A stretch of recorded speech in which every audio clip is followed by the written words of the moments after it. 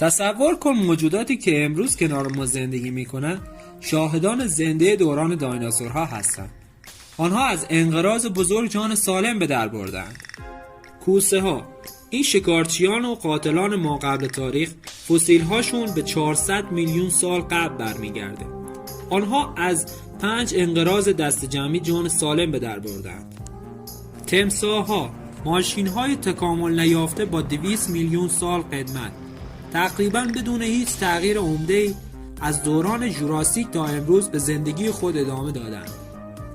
عقرب‌ها، سربازان زره‌پوش طبیعت با 430 میلیون سال قدمت، یکی از قدیمی‌ترین شکارچیان زمین.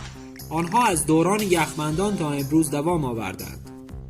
نهنگ‌های غول‌پیکر، اجدادشون در دوران دایناسورها شروع به شکار کردند و امروز به عنوان بزرگترین موجودات تاریخ زمین شناخته میشن. آخری شوکت میکنه.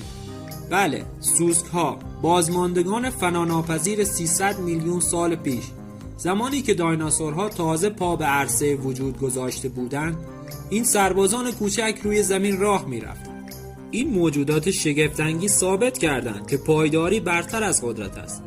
آنان یادگار زنده تاریخ پرفراز و نشیب زمین هستند. اگر به حقایق باور نکردنی جهان علاقه دارید، حتما چنل ما را سابسکرایب کنید.